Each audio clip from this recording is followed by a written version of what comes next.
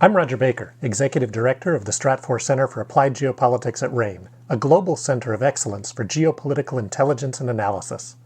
Learn how you can put geopolitics to work for your organization at ranenetwork.com.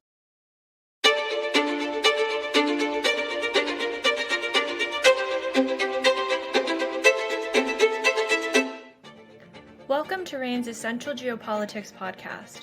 My name is Emma Kami, and I'll be your host today. On June 26th, RANE published its third quarter forecast for both its geopolitical and threat intelligence platforms. Here to discuss some of the major security stories we'll be watching this quarter is Sam Lichtenstein, RANE's Director of Analysis. Welcome, Sam. Thanks so much for having me, Emma. So let's get started in Ukraine. What do we see as the outlook for fighting this quarter, especially in light of Ukraine's counteroffensive? Yeah, of course, this remains top of mind for so many people, and of course, in light of the events that have been going on in Russia for the past few days after the Wagner Group's uprising, there's a lot of questions about what it means for the war. But I will tell you that, we've given this a lot of thought, and regardless of what's going on with Wagner, which is, of course, dominating the news coverage, fundamentally, we don't see the Ukrainian offensive making a huge amount of territorial or retaking a huge amount of territory despite the renewed offensive. What we see really is that there's going to be, of course, a heightened amount of fighting, which we've already seen the past few weeks. This is prime season for fighting to begin with because of environmental and weather conditions. And of course, there's a huge amount of political and strategic necessity behind the Ukrainian counteroffensive. But even then, fundamentally, we still see the war settling into a stalemate, and that's for a few reasons. We have seen the Russians mobilize a huge number of troops who may be facing, admittedly, some deficiencies in equipment, and training, and morale, but fundamentally have had weeks, if not months, to really dig in and prepare their defensive lines. And so even in the reports you've seen, even Ukrainian President Volodymyr Zelensky admit in the past few days, the beginnings of the counteroffensive are slow, they're halting, and that's really what we expect. Ukraine, of course, we expect will make some territorial gains, recapturing some towns, perhaps even, some notable patches of territory here and there. But fundamentally, we don't see a strategic shift in the war this quarter. The Russian lines, particularly in the most strategic areas, say in the Donbass, and particularly the land bridge connecting Russia to the Crimean Peninsula, are simply too well dug in and too well defended. And so the Ukrainians, of course, hope to break through those front lines. That would be the ultimate goal, to sever the land bridge, retake all of the Donbass. But fundamentally, and again, regardless of what's going on with Wagner, Russia simply has too much invested in those areas and is too well defended them. So we see there to be a lot of fighting. We expect, again, some Ukrainian success on the battlefield, but nothing that's going to fundamentally strategically alter the trajectory of the war. At the end of the day, both sides still feel as though time is on their side, even though we don't see really any sort of an end to the war anytime soon. Outside of Ukraine, what are some of the largest security developments we'll be following this quarter? Well, for better or worse, Emma, unfortunately, there are quite a lot that we're always tracking. And so I think it might be useful to, think in terms of the various things that we look at from security standpoint, not just in terms of physical violence on the battlefield or from militant or terrorist groups, but also the whole range of security issues that we cover, ranging from violent unrest to crime to state surveillance, etc. So for the readers and listeners out there, there's certainly plenty to chew on in these forecasts, but I'll highlight a few things. One of the areas where I really feel that our analysis has been really ahead of the curve is in sub-Saharan Africa. I think I've been on the podcast and said before that, in my opinion, and hopefully I think that of some other people that are even more educated than me, Sub-Saharan Africa has really become the center of the global jihad in many respects. And so we're continuing to track very closely the spread of militancy and jihadism throughout the Sahel, as well as, of course, a host of violent conflicts in the region, not least in Sudan, Democratic Republic of the Congo, Nigeria, etc. And so if we want to talk about battlefield violence and security risks, those are definitely some of the things that are at the top of our list. Obviously, the conflict in Sudan has been top of mind for a lot of people the past few weeks.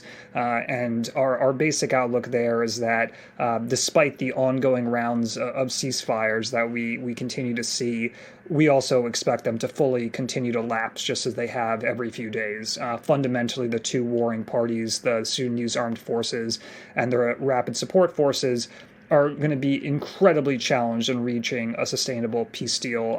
Much like the Russians and Ukrainians, both of the leaders of these groups feel as though time is on their side and that basically this is their last best chance, and so have no incentive to compromise. And so we're going to continue to track that development, and in particular, the risk of violence spilling over. And this is something we've actually already seen in the past few days. Our lead Sub-Saharan Africa analyst, Clara, has recently written a piece about this, looking at the risk of spillover into South Sudan. So our big concern this quarter is what is the effects of the conflict, because we take it kind of as a baseline that the conflict will endure. And so we're going to be looking at those things very carefully. Another area that I'd really emphasize, and now looking at a different type of security risk, this from violent unrest, not necessarily from battlefield violence, is we're of course always looking for across the world for where either political, economic, social, other grievances are likely to boil over. And so I'll just give a quick tour of the world, so to speak. One of the areas we're very closely covering is parts of South and Latin America that have a range of political events this quarter, ranging from elections to a constitutional drafting rewrite process in Chile, a whole host of things that are likely at various points to spark bouts of unrest. A lot of clients have operations in these countries, and to some degree, some of these events can be forecast pretty well because we know what those triggers are.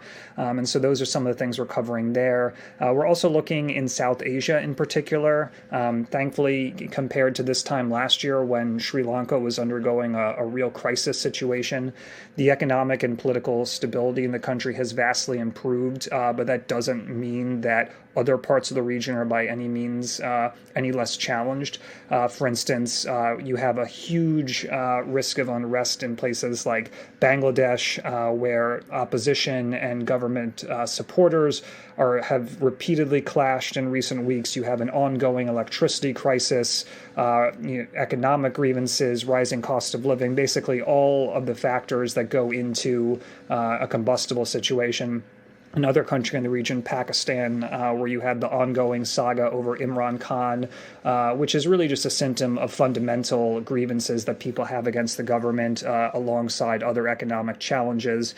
And then if you go to places like Europe, where you are perhaps some people already experiencing this as they travel, we're expecting a huge amount of union labor activity, strikes, travel disruptions, etc.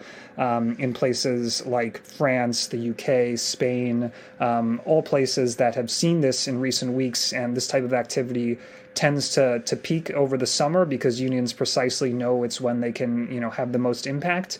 But we're expecting it to be even more intense this summer amid a host of other grievances in a bunch of these countries. So a little bit of a tour there. Obviously, our readers and listeners can read the forecast to learn a bit more, but hopefully kind of gives a sampling of some of the high-profile things we're covering. Yeah, that was a great kind of overview of everything. But finally, what are some kind of underappreciated stories that we're monitoring? Yeah, I'm glad you asked that, Emma, because, candidly, this is kind of the type of work I enjoy the most, finding those stories that may not be making the headlines, but actually can be super impactful. And so I'd flag a few things here. The first is something I know I spoke about with you a few weeks ago, which is the situation in South Africa. Honestly, if we didn't have the Ukraine conflict going on and U.S.-China tensions, I would say the story in South Africa, deserves to be on the front page of every newspaper. newspaper, where the country is really experiencing a huge electricity crisis. And we've had warnings that this summer, which in South Africa is basically June to August, is going to face real constraints on their power grid.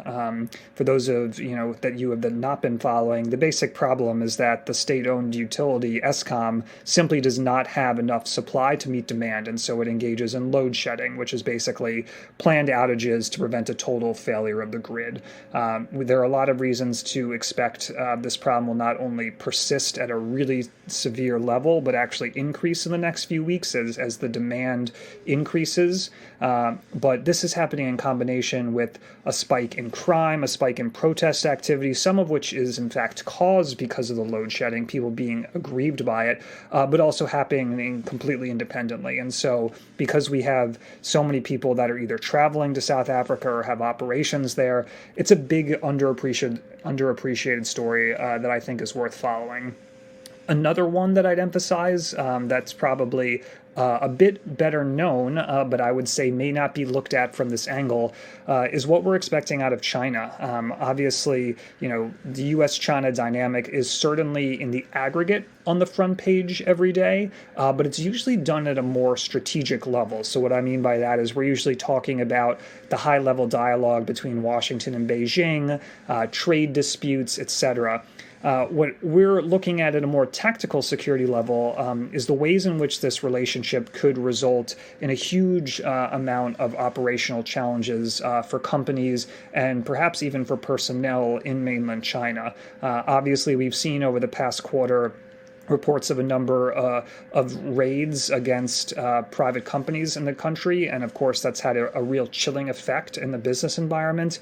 But China's also come out with a whole host of recent laws that are either now being implemented or will soon come into implementation that really are going to challenge operations in the country, everything involving things that companies now need to be doing in terms of cyber and data retention, things that they need to be doing in terms of perhaps reporting certain alleged violations to authorities. And if they don't do that, there are some severe penalties they could face, ranging from not just reputational damage, but also fines and perhaps even imprisonment in the country. And, our concern is, as there are so many companies out there that have operations not only on the retail side, but of course also on the supply chain manufacturing side, and with so many corporate executives going there, we want to scope out the risks to these individuals and talk about, okay, as the U.S.-China dynamic continues to be tenuous, if not deteriorate even further, what are those physical safety threats to individuals, not least of which I would just emphasize probably comes from state surveillance. And so these are just some of the many things that we're covering. And if for those of you out there who are, of course, keen to learn more, I sincerely hope that you'll pick up our forecasts and see what we can do to try to make sense of the world. Thanks for that analysis, Sam. Thanks so much, Emma. As Sam mentioned, for access to our Q3 forecast or any of our other quarterly and yearly forecasts, go to our website, ranenetwork.com, where you can learn more about both our geopolitical and threat intelligence platforms. That's RANE network.com. I'm Emma Kami. Thanks for listening.